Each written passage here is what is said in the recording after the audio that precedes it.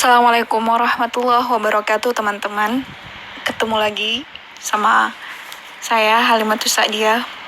Sekarang saya mau berbagi. Ini barusan baca Quran ya, tentang ayat ke-44 dari surah Al-An'am. Al-An'am binatang ternak. Jadi itu tuh pas baca ayatnya saya itu langsung teringat dengan diri sendiri.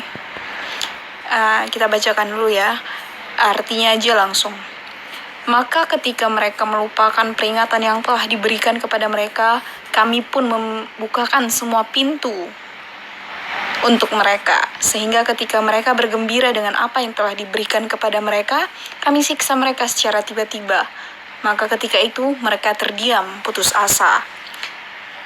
Satu hal waktu saya membaca ayat ini itu saya langsung teringat dengan diri saya waktu saya melakukan dosa, dan saya itu berkali-kali nggak taubat gitu. Maksudnya kayak misalnya nih azan gitu ya kan, kayak enakan megang HP.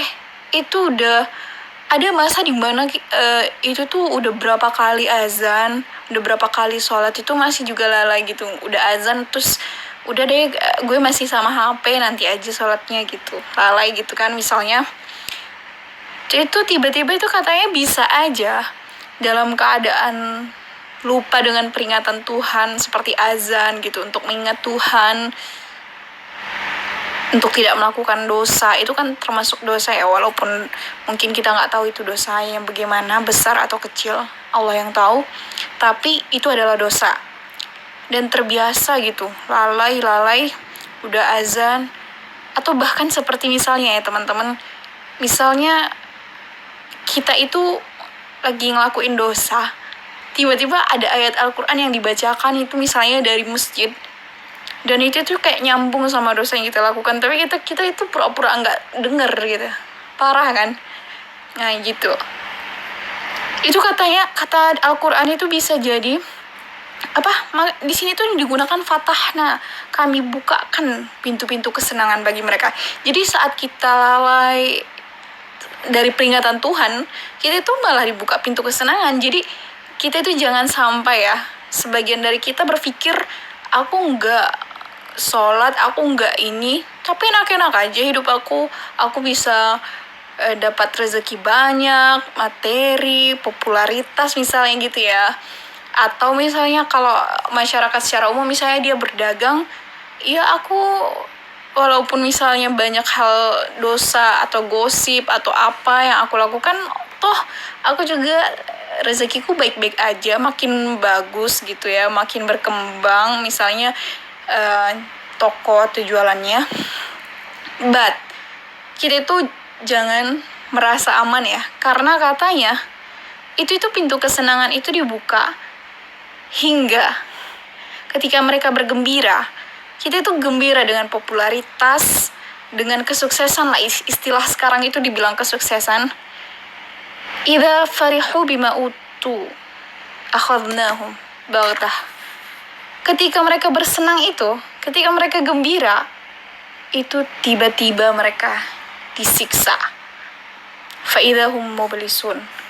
Seketika itu mereka terdiam, putus asa. Dan ini tuh kata-kata putus asa ya.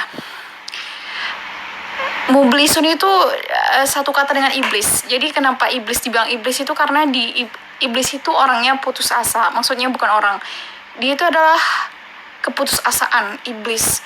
Jadi saat kita putus asa, sebenarnya di dalam diri kita itu ada iblis, teman-teman. Oke, setelah tadi kita lalai dari peringatan, sesudah lalai kita diberi pintu-pintu kesenangan oleh Tuhan, baik itu rezeki, popularitas, misalnya kedudukan, jabatan, dan sebagainya. Tiba-tiba nanti saat kita bergembira, ria, merayakan hal tersebut, tiba-tiba Allah menjatuhkan siksaan. Saat siksa itu jatuh, langsung kita putus asa.